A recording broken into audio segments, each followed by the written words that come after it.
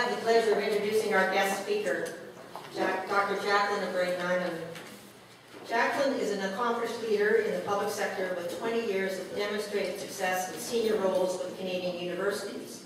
Jacline's career has focused on philanthropy, fundraising, stakeholder, and external relations. Acting in the capacity of Principal Gifts Director and Campaign Counsel, Jacline has personally negotiated many significant philanthropic gifts and business partnerships and worked on fundraising efforts totaling in excess of $125 million since 1999. Jacline was previously with the Queen's School of Business and provided leadership for developing meaningful relationships with alumni and donors, as well as community and corporate leaders. As an assistant professor, Jacline taught marketing ethics, and social responsibility, and has research interests in marketing, philanthropy, and the social mission sector. Prior to joining Queen's, Jacline worked as a consultant, providing advice to clients on relationship building, resource development, marketing, and strategic planning. She held the position of Vice President of Fundraising and Donor Relations for York University Foundation. And I could go on. Jacline is extremely accomplished, and I've got to say she's just about to celebrate her one-year anniversary at United Way of Canada as our new CEO and President, and she is just a pleasure to work with. I'm sure you'll find her speech very interesting. I welcome Dr. Jacline Abray-Nyman.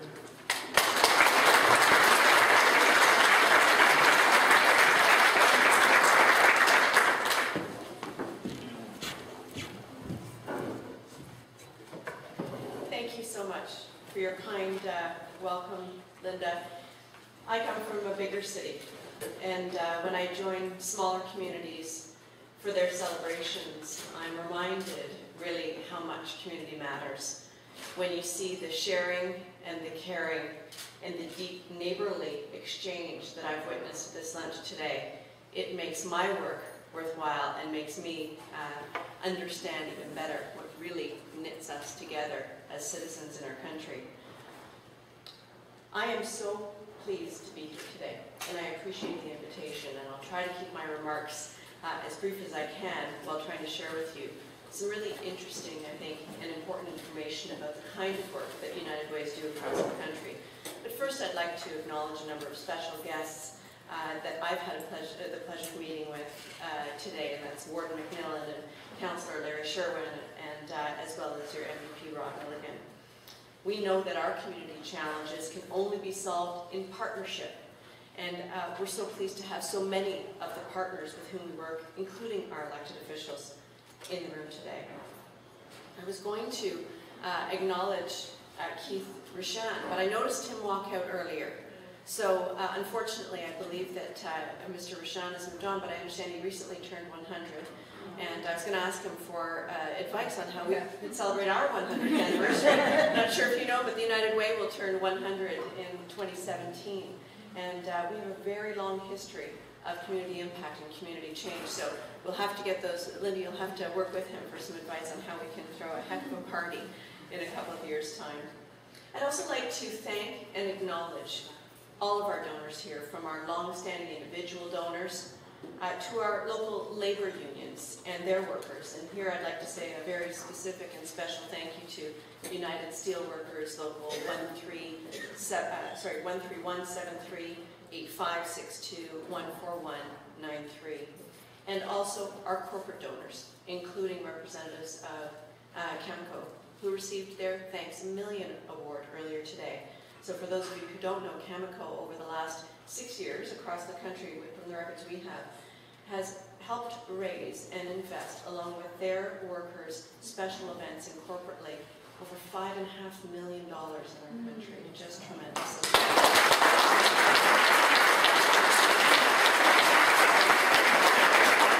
We could not do the work that we do without every donation, small and large, the extraordinary commitment of our United Way volunteers, and who are always on the ground leading the charges and the campaigns. So let me thank you for working in partnership with our board members, our staff, our agencies and volunteers to change the communities for the better. I'd also like to acknowledge the Community Builder Award winners who were just up here on stage. You're at the heart of what we do in our United Way, and I'd like to congratulate each and every one of you. And finally to Linda Kay and her staff, and Pam, and the board. You are tremendous. It's your passion, your energy, and your drive that drives so many of our successes in this community and beyond. So feel proud of your accomplishments. They're exemplary across the nation, and thank you for your devotion for your community.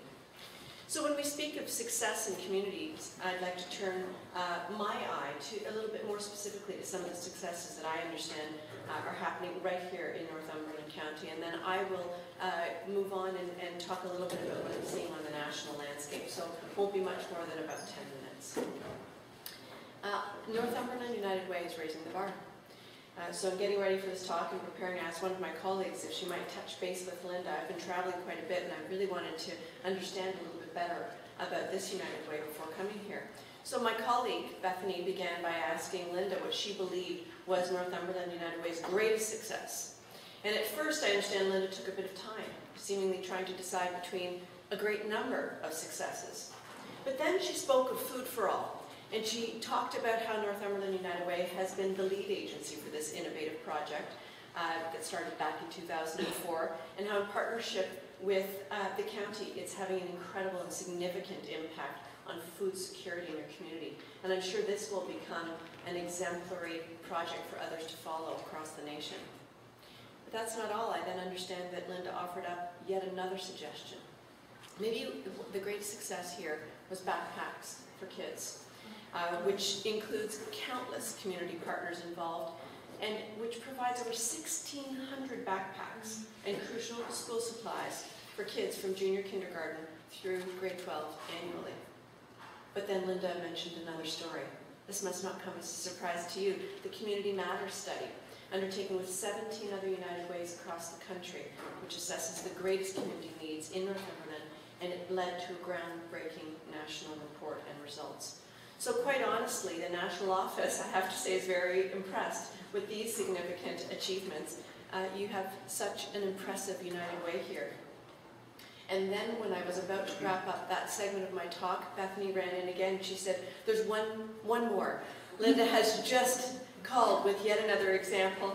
And she said, maybe our greatest achievement is our continual capacity to raise the bar and do new and innovative things, such as community impact investing. So, I am impressed. I can't say enough, thoroughly impressed. And I know that this extraordinary success only happens when you work together as a team, a strong team, whether you're a board member, a staff member, volunteer agency, donor, elected representative, labor member, community responder, community member. Let me say well done. You are neighbors and you are a strong community. So thank you for all your tireless work. Now let me return to that concept of community impact investing. From a national standpoint, I'm really pleased to say that this is what I hear from across the country, that United Ways from Kelowna, British Columbia to St. John's, Newfoundland are making a difference every day in their communities. And one of the ways that we do this is through community impact investing, which you use right here in Northumberland. Some of you may be saying, well, what do you mean by that? It means that we're investing in meaningful, long-term improvements in Canadian communities. United Ways across this country are working on this by addressing not just the symptoms of the problems. We don't just put a Band-Aid on things, but we really look to address those root causes and to make changes at that systems level. And to do this, United Ways know that they need to work in genuine partnership with others. They often use their unique positioning in the community and across provincial barriers to convene the right community partners around the table to create that long-term change.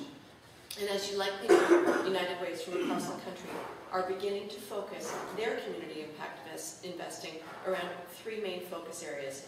First, taking people from poverty to possibility. Second, supporting healthy people and building strong communities. And third, ensuring that kids can be all that they can be. So let me take a few minutes to describe some of the work in that last focus area, all that kids can be, because it demonstrates some of the excellent examples of community impact. It shows the powerful changes that are possible when we all work together.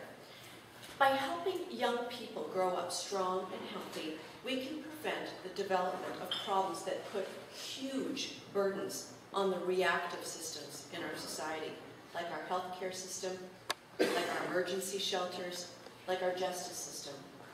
Even more importantly, our efforts to help children and youth be all that they can be helps to ensure that young people will devote their energy to building strong communities and healthier societies well into the future. So in other words, by investing in the resilience of children and youth, it's not only the right thing to do, but it's an investment in our collective future. But the scope of the problem is profound. Children and youth in Canada today face a number of challenges that didn't exist a generation ago. Because of changes in the structure of Canadian families and the demands of the workforce, more and more children and youth spend time unsupervised after school, as many as 60% of children under 12, according to the Boys and Girls Club of Canada. And research has shown that these children can be at greater risk for loneliness, fear, worry, injury, victimization, poor nutrition, and lack of physical exercise. And as they get older, youth who are unsupervised have a harder time engaging in their communities, and many more young people become obese and overweight due to insufficient levels of physical activity, and a focus on sedentary activities like gaming and computer use, and a lack of participation in organized recreational activities. And so although violent crime rates are generally low, research suggests that aggression and violence among youth in the form of bullying, vandalism, confrontational behavior, disobedience to authority, and criminal behavior may be on the rise.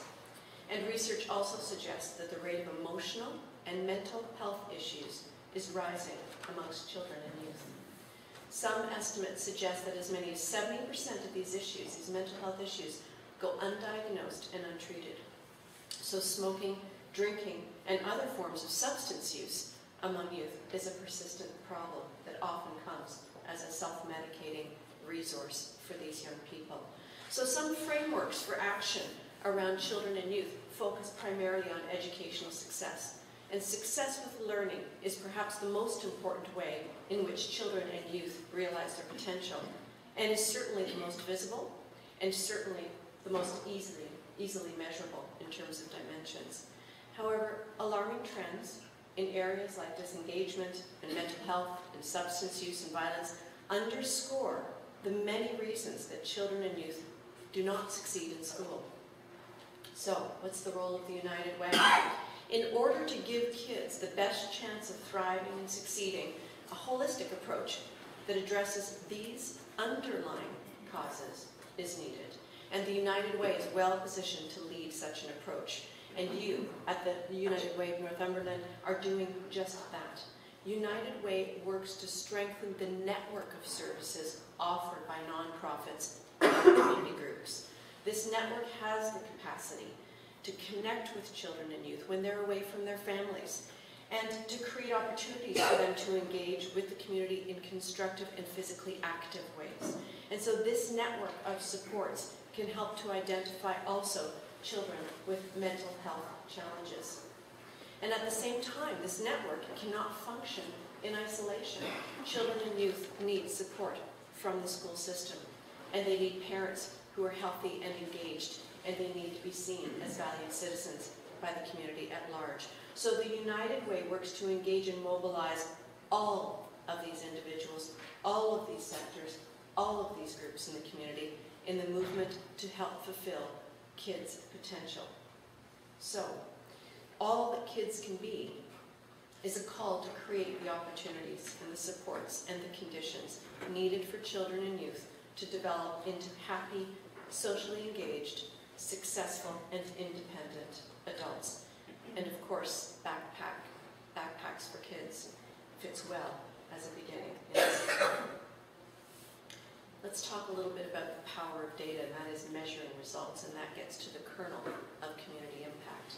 Are we able to take our community results and combine them so that we can show the impact that we're having right across the nation? And my answer is yes, in some cases we can, but we will be doing so more and more. With over $500 million raised and invested, $500 million that we raise and invest in Canada, across this country, working with over 110 United Ways, coast to coast, We know that United Ways across the country are having a tremendous collective impact on improving the lives of Canadians. And increasingly, we would be working with all of the United Ways across the country to measure and evaluate that. So, if you're a staff member in the room or a board member in the audience, please know that any request from the National Office to collect this kind of data is incredibly important. And this is the kind of exciting work that we're trying to do nationally to really demonstrate that national impact against which you can measure your own results. And if you're a donor in the room or a community member, you should know that we take measuring impact very seriously and that we're devoted to raising the bar on these efforts, here locally and across the country. Finally, and Linda touched a little bit on this, I'd like to update you on the work being done by the United Way Centraide Canada office in close consultation with all of the 110 United Ways across the country to develop a new strategic direction for our national office and our movement looking out 10 years. As an organization, the United Way Centraide has much to be proud of, recognizing our contributions to Canadian communities since 1917. We have been the pillars in our communities. We've lifted and supported and partnered with grassroots organizations and agencies for almost 100 years. But we find ourselves at a crossroads, challenged not only to remain relevant in today's environment, but to create an even deeper capacity to deliver and animate our community impact vision. As a country, we face a multitude of challenges, and these will not come as a surprise to you. We have significant demographic shift, the changing face of Canada, aspirations and expectations of youth, aging population, immigration, growing urbanization. These are having a considerable impact on our communities. And technology. Technology in its ever-evolving state is further transforming how people connect, how they reach out, how they engage. I can be sitting at the same table and 5 of us are on our Blackberries instead of connecting with each other, and I know I'm not alone. Social media and an online environment offer instant connectivity, and they promote a tailored approach to individuals' needs, and organizations like ours need to catch up. Public trust in institutions is waning, and calls for greater transparency and accountability are on the rise. You're calling for that. We are having to comply and should be complying. Canadians expect to be fully informed about the difference their donor dollars are making, and they want to see measurable results. So as an organization, local United Ways are no longer attracting and retaining the number of donors that they once did. And we are competing with more agile, innovative, and responsive charitable groups. So while this contemporary portrait certainly sounds bleak, we see amazing potential in this period of flux. With over 100 United Ways across the country, we have the ability to become interconnected, to be that network of organizations that support one another and that leverage each other's strengths. Imagine what we could do if we truly worked together across this country as a national movement. Imagine if we worked together in message and in actions. Imagine how United Ways could work together to become the most respected and trusted nonprofit, creating lasting and positive social change in communities, and a leader in innovative and interconnected business practices across the country. So through our strategic direction work over the past year, I'm pleased to say that this is exactly what we're aiming to become, the essential link between Canadians and the change they want to see in their communities. So over the past year, we've gone coast to coast, and we've been building a body of knowledge to really analyze what the local offices are doing and to really take a look at what they've shared. And through this research and feedback, we have a far deeper understanding now of the key issues affecting United Ways right across the country. And more importantly, the shared concerns, the shared opportunities, the shared challenges, and the shared hopes. And so now, we must continue to offer a powerful movement for social change for all Canadians, regardless of where they live in our country. So over coming weeks, you will begin to see some of this new direction information start to roll out as we roll it out to our local United Ways, and we ask you for your feedback. And we ask you as boards and as community members to tackle these ideas and to say, what can we do to lift ourselves out of what might be now an older style of working into a more modernized way of approaching who we need to be to continue to serve organizations, communities, people for the next 100 years. You know, we were relevant in the 1950s, and we innovated and changed, and we did it again every decade ever since. And we cannot rest now. We must do it again. We must make the change to be that go-to organization in Canadian communities. So in closing, thank you. Thank you for teaching me a little bit more about your work here. And thank you for giving of your time and your effort and your expertise. And also for digging deep in your pockets. Some of you are capable of smaller donations, and you know that pooled together they make an enormous impact in your community. And some of you are leaving your legacy, your financial legacy, with your community through and with the United Way. And all of that together creates the Northumberland County that you know today, but also the Northumberland County for generations to come. So you are a beacon of inspiration. I hear that you blew past goal this year, $950,000, and raised $953,437 that you will invest in this community. Be proud, truly a beacon of inspiration. So I offer my heartfelt congratulations and thanks. Thank you for including me, and thank you for teaching me a little bit more about you.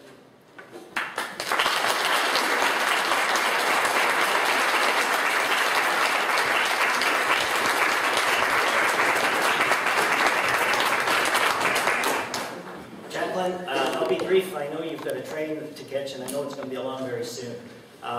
Thank you so much for taking time out of your busy schedule to join us here in Northumberland County. We're really appreciative of it. Your kind words about our local agency are very well taken. Your thoughts that you shared with us today are things that encourage us and get us energized to move forward. We look forward to seeing some of the things that are going to come down from National, and I think here I can say we truly look forward to becoming a stronger impact organization. So thank you very much. Please accept this book on behalf of us.